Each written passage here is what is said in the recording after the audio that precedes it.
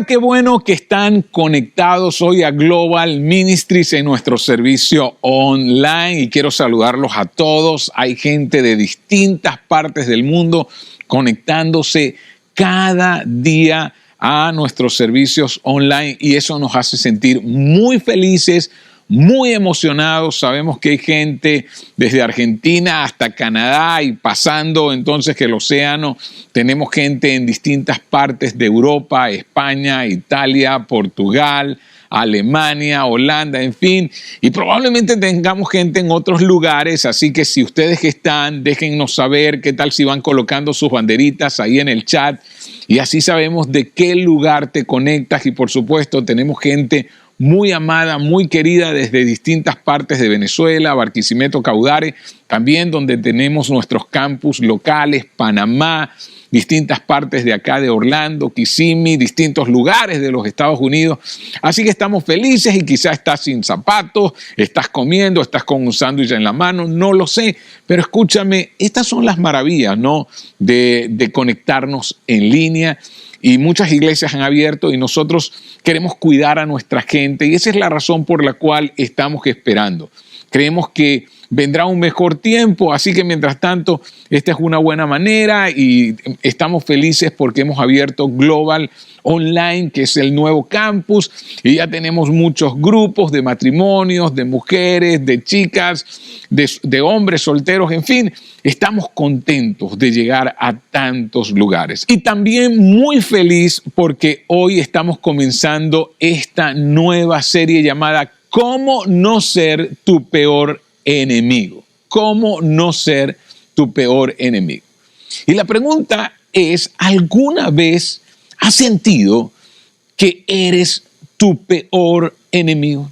Todos hemos tenido esos momentos donde nos hemos sentido así, como, wow, ¿cómo pude hacerlo? ¿Por qué?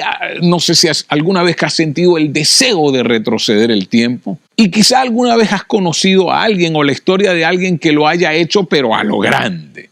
Hicieron esto con su carrera, con su matrimonio o finanzas. Y en mi vida, en tantos años que tengo como pastor, he visto cómo algunos se han autodestruido, ¿no? Y han destruido esa carrera, ese matrimonio y esas finanzas.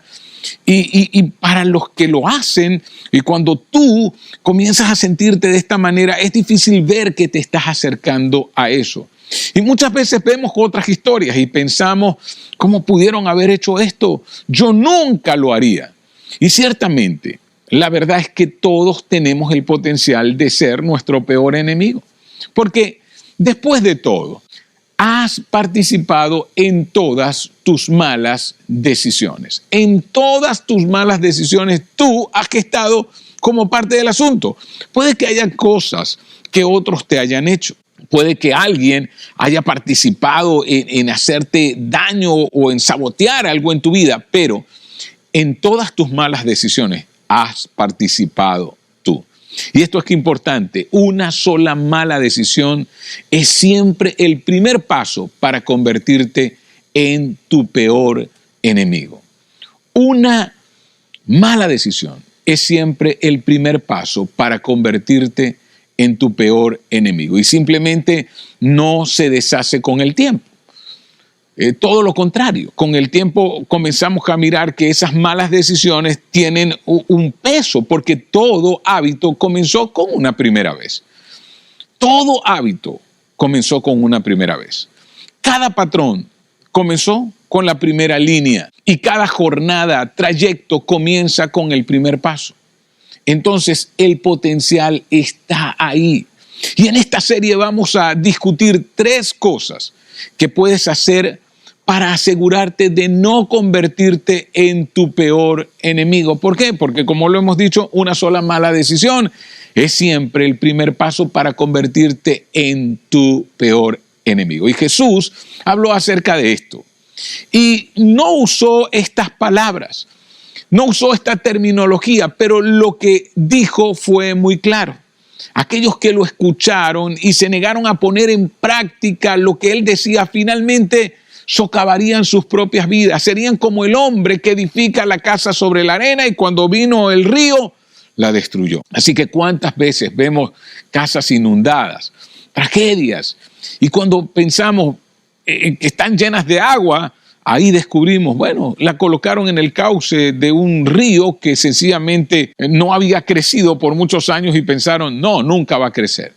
Y en esta serie quiero sugerir 3 hábitos que sirven como hábitos preventivos. Y estos son hábitos preventivos para garantizar que no nos convirtamos en nuestro peor enemigo. Y hoy te voy a dar el primer hábito de los 3. El primer hábito. Y vamos a comenzar con este. Presta atención a la atención. Es el primer hábito. Presta atención a la tensión que sientes al considerar una opción, una invitación o una elección que provoca incluso la más mínima vacilación dentro de ti. Detente y presta atención a esa tensión. Así que quiero que entiendas cómo lo aplicas. No comiences por convencerte, comienza por escuchar. No comiences por convencerte, comienza por escuchar esa vocecita que te está diciendo, quizá esto no es lo que debas hacer. Cuando vemos algo o a alguien que queremos, comenzamos a convencernos o a vendernos la idea a nosotros mismos, a persuadirnos. Y nos mentimos a nosotros mismos y creamos nuestras propias mentiras. Y escúchame, si un vendedor usara contigo el mismo discurso que tú usas para ti, te sentirías ofendido. Si el vendedor, por ejemplo, te dijera, bueno, sí, cómpralo por línea. No te preocupes, pídelo. Y si llega a casa y decides que no te gusta, dónalo. Si un vendedor te dijera eso, te sentirías ofendido. ¿Qué cree él? Que soy un tonto. Pero ¿cuántas veces tú no te estás diciendo estas cosas a ti mismo? ¿Qué otras cosas nos decimos? Veo que ya tienes uno que hace todo lo que hace este, pero este es más nuevo. ¿Qué tal si el vendedor te dijera, sí, veo que tienes uno, sí, y lo hace todo igual, pero hey, este es más nuevo? ¿Acaso por eso lo compraría? Pero estas cosas nos lo decimos. Sí, señor, está mal. Así que no se lo diga a nadie, no se lo digas a nadie. Mira, es verdad, esto no está bien lo que estás haciendo, pero no te preocupes, no se lo vamos a decir a nadie. Si el vendedor te dice eso, ¿acaso no dirías que cree que soy tonto? Pero cuando tú te lo dices a ti mismo, entonces apagas esa vocecita y escúchame, ¿qué tal está? Seguro que tu esposo se sentirá herido y ofendido si se entera. Si se entera de ese chat que tuviste, si se entera de esa conversación que tuviste, si se entera de ese encuentro que tuviste. Pero mire, ¿qué sí puedes seguir diciendo? Pero tu esposo no es lo suficientemente inteligente para descubrirlo. No te preocupes. Total, él no lo va a descubrir. Cómpralo y escóndelo. No, él no es tan inteligente como para descubrirlo. Si un vendedor te dijera estas cosas, ¿acaso no te sentirías ofendido? Pero cuando te las dices a ti mismo, no te ofendes. Ahora, ¿qué tal este? Sí, tu novia estará devastada, pero seamos realistas. Ella no es tan atractiva como fulana de tal. Si alguien nos dijera lo que nos decimos a nosotros mismos, nos ofenderíamos mucho. Así que este es el punto. Presta atención a la atención. Presta atención a la atención. En el momento en que comiences a convencerte a ti mismo, debes hacer una pausa. Debes hacer una pausa. Y esta pausa es tan importante. Cuando haces una pausa, entonces las justificaciones que estás buscando comienzan a tener otro sentido.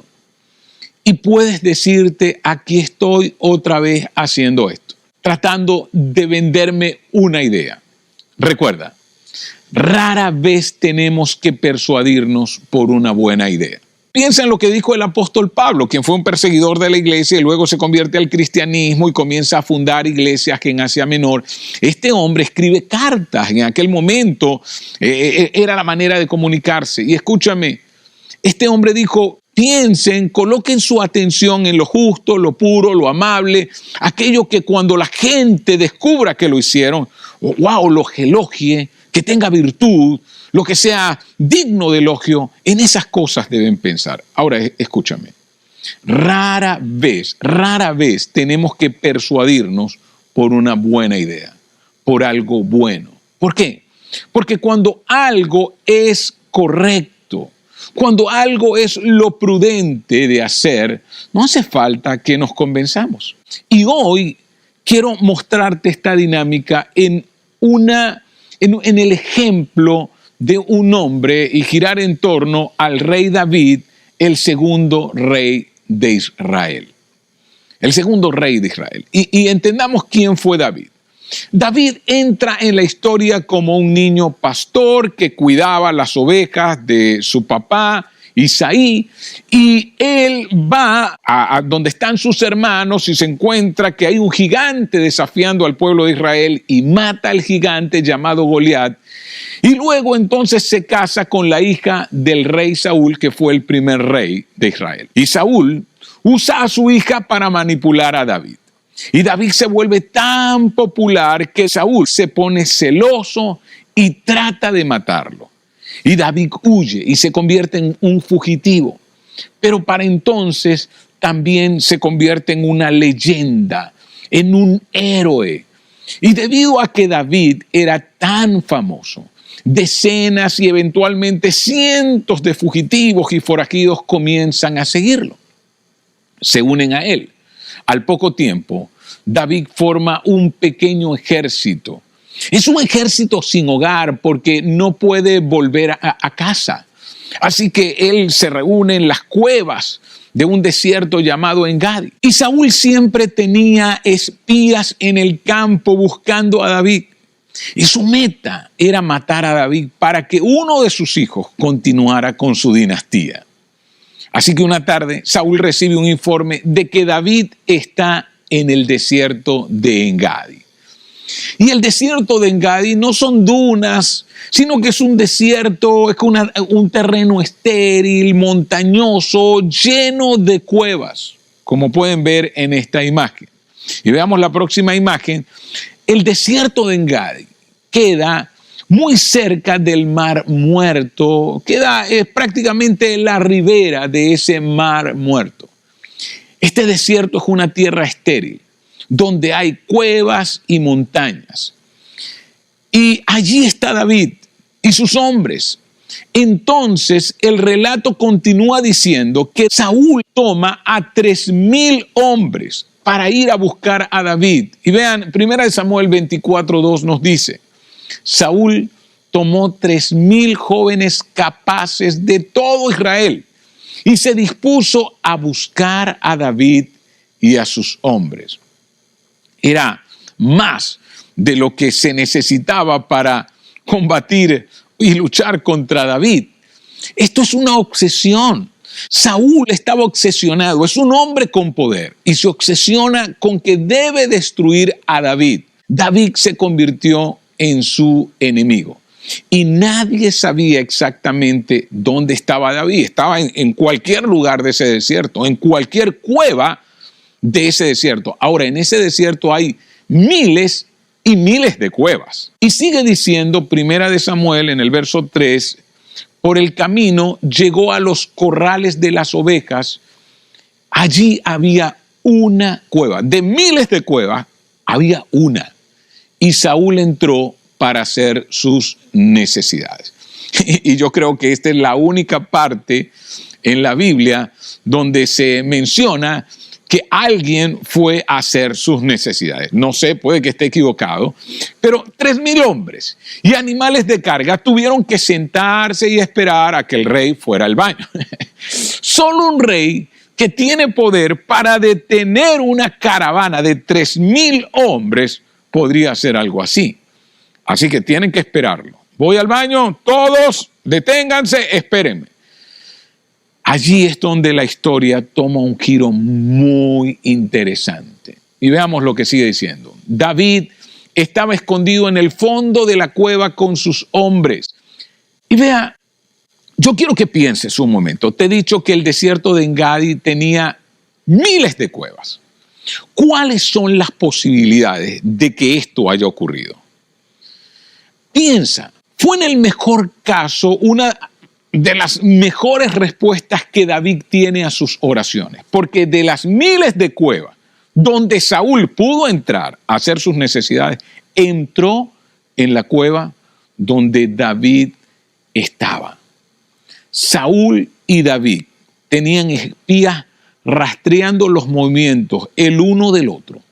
Cuando David se enteró de que Saúl y su ejército se estaban acercando, él y sus hombres se prepararon para esperarlos. Y por eso entran en una cueva. Y todo iba de acuerdo al plan hasta que Saúl recibió el llamado de la naturaleza, la urgencia de su propio cuerpo. Y Saúl se detiene en la misma cueva donde se escondía David y su ejército. Saúl se adentra lo suficiente en la cueva para garantizar su privacidad. Aparecería como una silueta en la cueva.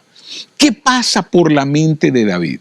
¿Qué pasaría por tu mente si tú fueras David y el hombre que está buscando para matarte está allí completamente indefenso porque está haciendo sus necesidades? Completamente desprotegido, sin soldados cerca, sin nadie que lo proteja. ¿Sabes qué? Dios había entregado a su enemigo en sus manos. David ya había sido ungido rey. En otras palabras, él, por el profeta Samuel, quien tenía la autoridad, y puedes leer esa historia en 1 Samuel, ya había sido declarado rey. Todo el mundo sabía que el siguiente rey de Israel, el siguiente que estaba en la fila era David. Lo único que se interponía en el camino para que David se convierta en rey es Saúl. Si David no estaba pensando de esa manera, sabemos que sus hombres sí estaban pensando de esta manera. Y veamos lo que sigue diciendo. Sus hombres le dijeron: este es el día del que habló el Señor cuando les dijo: entregaré a tu enemigo en tus manos para que lo trates como quieras. Esto fue lo que David prometió a sus hombres alrededor de una fogata por la noche. Sería rey y recompensaría a quienes le habían sido leales. Ahora piensa en esto. Ellos ya están cansados de vagar en ese desierto. Ellos ya están cansados de esconderse. Ellos ya están cansados de que el hombre más poderoso del pueblo de Israel los persiga. ¿Qué quieren ellos? Ven la oportunidad. ¿A qué presionan a David? ¿Qué tratan de hacer? Convencer a David. ¿Para qué? Para que mate ya de una vez por todas, porque Dios ha entregado a tu enemigo en tus manos. Recuerda que lo prometió, recuerda que lo dijo David. Ahora para ellos la espera había terminado. Todo lo que David tuvo que hacer fue matar a Saúl, matar al rey e irse a casa. La óptica hubiese sido asombrosa, solo imagínatelo. 3,000 soldados ven al rey Saúl entrar en la cueva. Luego David sale sosteniendo la cabeza de Saúl e inmediatamente sería proclamado rey por todos. No había guerra civil y se salvarían muchas vidas. Imagina la emoción y la adrenalina en la cueva y la presión que sintió David para actuar. Ahora toma en cuenta algo. David sintió algo más. David sintió una tensión. David sintió una vacilación. Algo no estaba bien. Esa tensión no tenía sentido, pero él la ignora. Y mira lo que dice. Entonces David se acercó sigilosamente. A medida que él se acerca al rey que está completamente indefenso, la tensión se intensifica y ahora le presta atención. Quizás has sentido esto en alguna oportunidad. De repente, la decisión de David se reformula. La vacilación que antes no tenía sentido, ahora tenía perfecto sentido. Hizo una pausa. Dejó de convencerse a sí mismo. comenzó a escuchar esa voz. Espera. ¿Y qué piensa? Estoy a punto de asesinar al rey. Y David piensa, esto no puede ser correcto. Dios fue quien eligió a Saúl. Si Saúl es rey, es porque Dios lo colocó como rey. No puedo reemplazar lo que Dios puso en su lugar. Este será mi legado. ¿Cómo me recordará la gente?, pensó David. La historia que la gente contará sobre mí, ¿cuál será? Imagínate David con sus nietos y sus nietos diciéndolo, cuéntanos, abuelo, ¿cómo fue que degollaste al rey?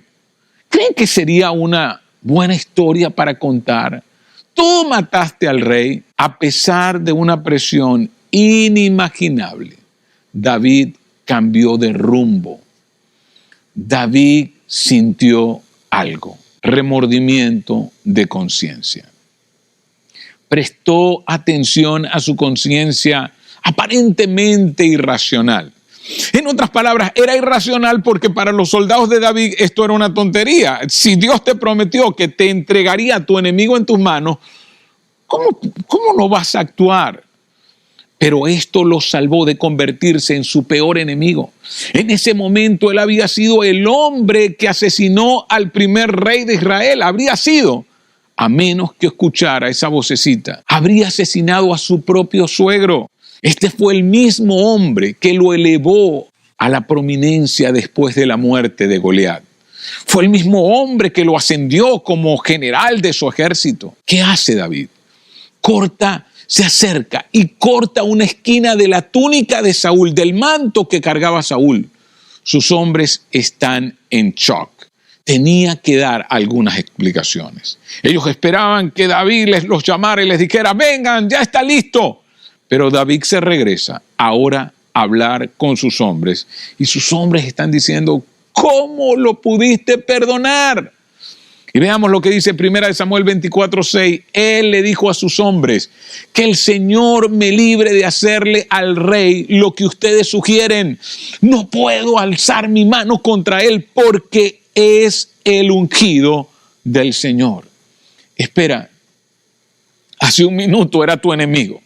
Hace un minuto es que el hombre que quiere tu cabeza. Y ahora tú dices que él es el ungido del Señor. Sus hombres pensaron, bueno, entonces permite que uno de nosotros lo haga. Y vean cómo David responde. De este modo, David contuvo a sus hombres y no les permitió que atacaran a Saúl. Sus hombres querían atacarlo. Sus hombres dijeron, déjanos hacerlo a nosotros. No, ustedes tampoco lo harán.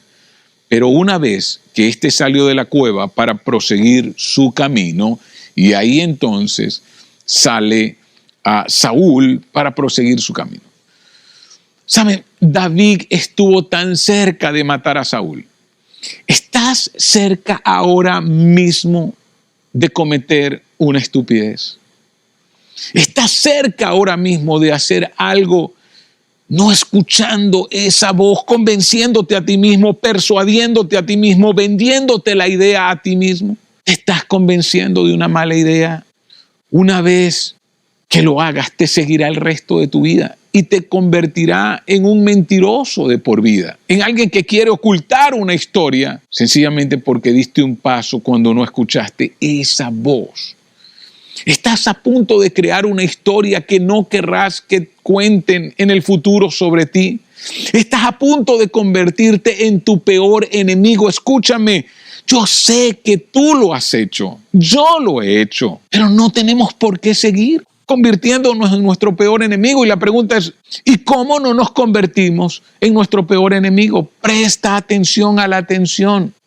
Porque por las cosas buenas no hay que convencerse, por las cosas buenas no hay que persuadirse. Pero si yo me estoy convenciendo de hacer algo, debería prestar atención a esa atención. Escúchame, tú no tienes que hacer lo que yo te digo. Yo no soy tu jefe, pero puedo darte una sugerencia. Y esta es, haz una pausa, deja de convencerte, comienza a escuchar. Haz una pausa, Deja de convencerte, comienza a escuchar. Haz una pausa, no tienes que convencerte en enviar ese mensaje. No tienes. Bueno, pero ya va, ¿y qué tiene de malo? Además, yo no estoy haciendo. Lo que pasa es que ella es muy celosa y si lo lees, mejor lo borro. ¿Sabes qué estás haciendo? Te estás convenciendo. Deja de convencerte. ¿Por qué no comienzas a escuchar esa voz que está en tu interior? En tu interior hay una pequeña voz. Podría ser el susurro de Dios. Sí, podría ser el susurro de un Dios que te ama y está tratando de evitar que te conviertas en tu peor enemigo.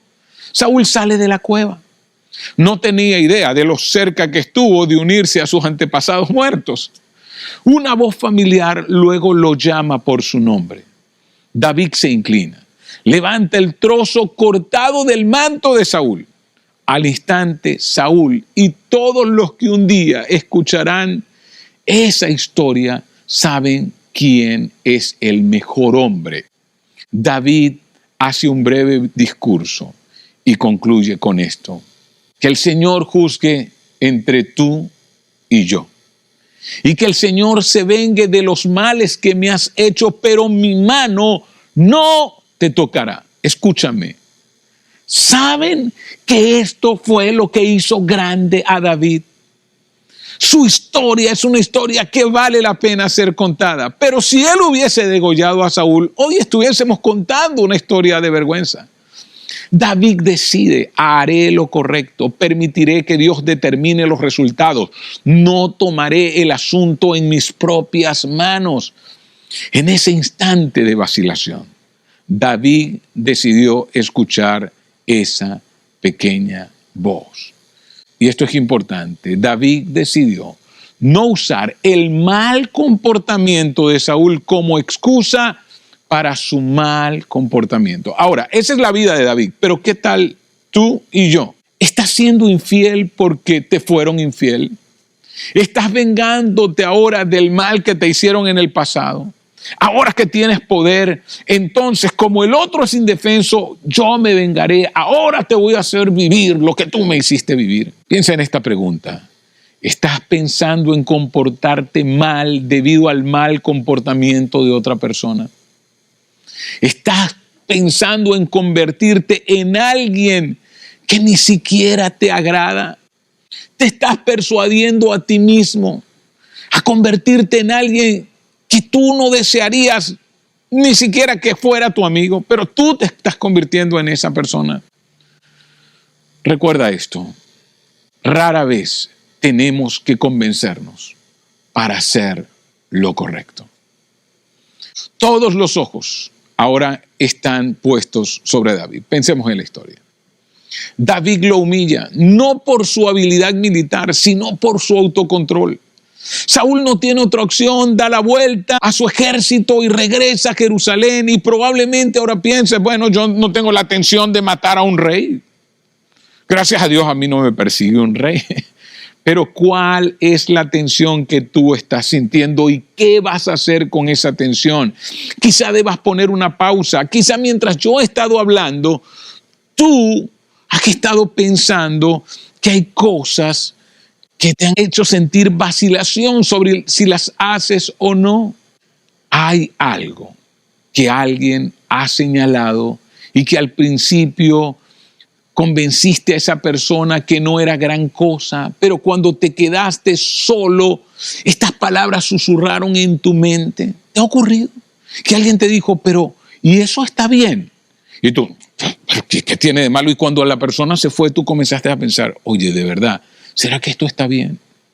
Mi consejo es este: deja que te moleste. Sí, deja que esa vocecita te moleste, no la acalles. No te digas mentiras a ti mismo, no te apresures. Esa tensión puede muy bien ser la forma en la que Dios te protege para que no te conviertas en tu peor enemigo. Así que pregúntate: ¿hay alguna tensión que merezca mi atención? Esa tensión suele ser la forma en la que Dios te previene.